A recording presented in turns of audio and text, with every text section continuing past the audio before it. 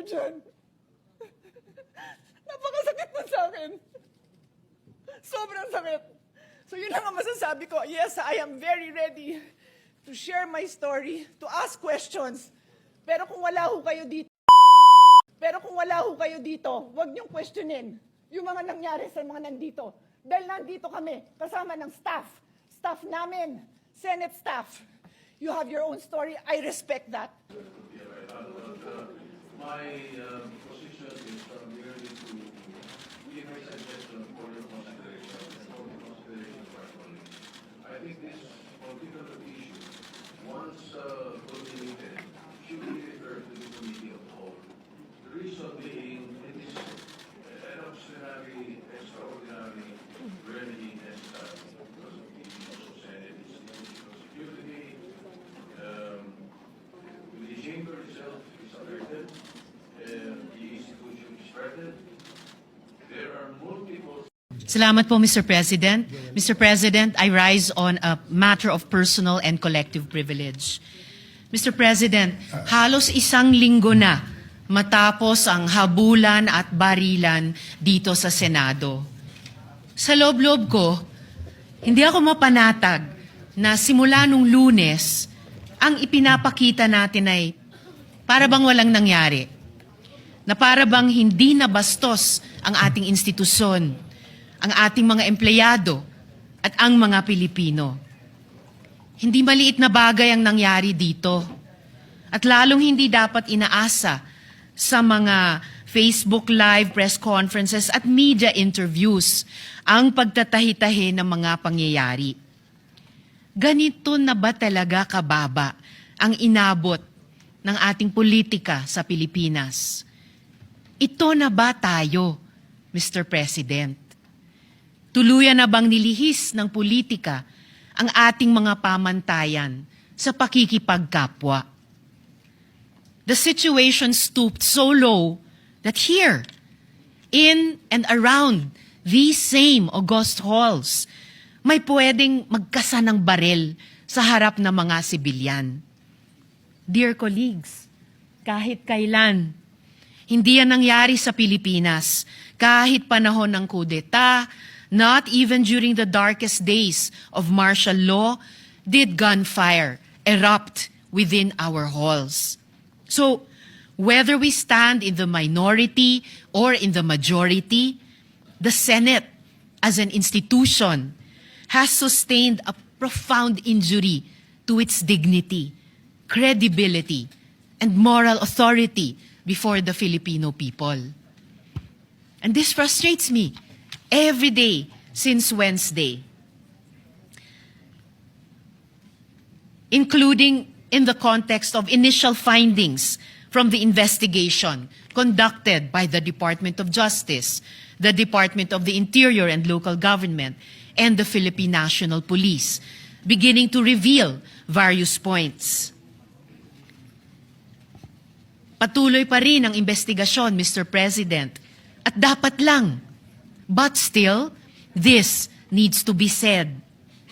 Kapag may nagpaputok ng barel, right here, in the people's house, kapag naghasik ka ng takot sa mga empleyado, sa media, sa security personnel, at sa mga sibilyan, kapag may natroma dahil sa karahasan, at umuuwing nanginginig at hindi mapakali sa sariling bahay, lampas na ito sa isyu ng pamumulitika.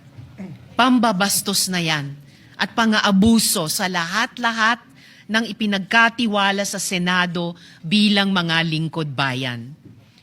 As we all know, democracy has always made room for disagreement. But, dear colleagues, hindi na ito political disagreement. Hindi na ito issue ng kampihan.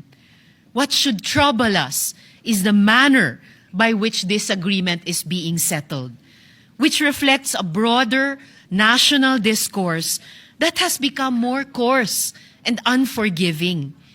When aggression is normalized and humiliation is treated as political currency. We cannot have a culture that proudly treats fellow Filipinos as enemies to be defeated, all in the name of clout. Yung mga pagbabanta, pambibintang, pananakit ng damdamin, hindi yan ang dapat ginagawang sukatan ng tapang.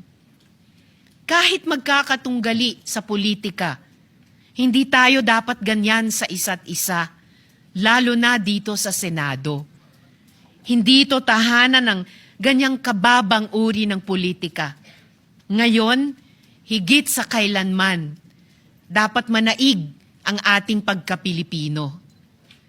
I refuse to believe na tayong mga Pilipino ay mga bulag na sumusunod sa sinumang politiko. I refuse to believe na wala nang natitirang malasakit, hiya o pagmamahal sa bayan. Kasi ang mga krisis, ang mga sakuna, hindi yan nagtatanong kung sinong kakampi mo sa politika.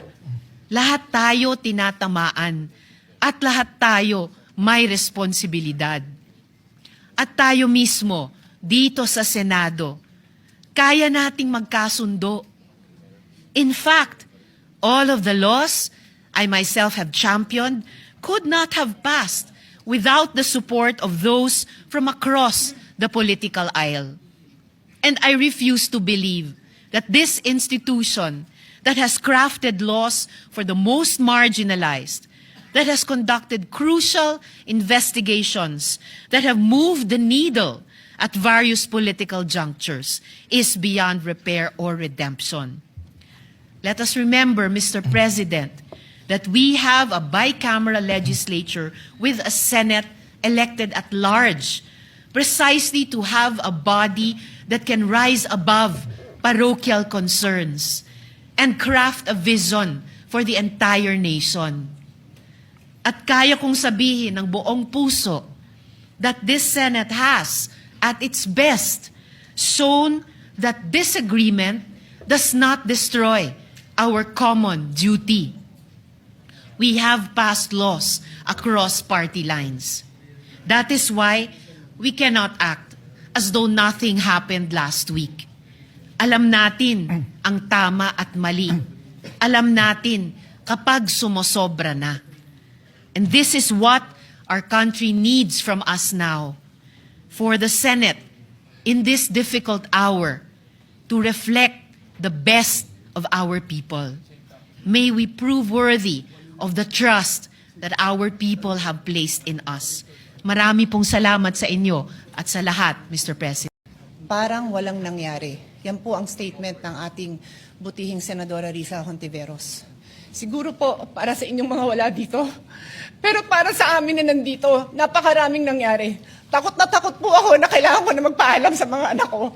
At yung staff ko, 2 pintuan ang pagitan ko sa putukan. Yung staff ko na si Claire, na 20 years na sa akin, nandun siya sa labas.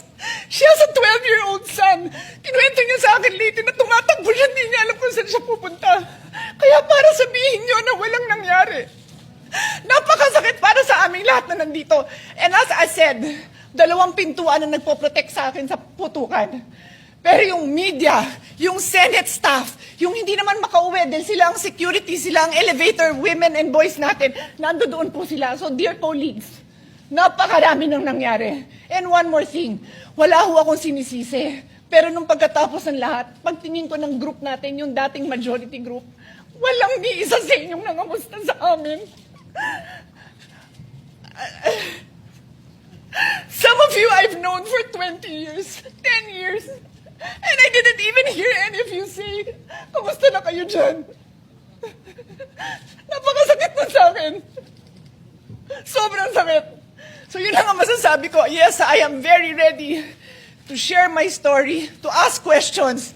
Pero kung wala ho kayo dito, huwag niyong questionin yung mga nangyari sa mga nandito. Dahil nandito kami, kasama ng staff namin, Senate staff. You have your own story. I respect that.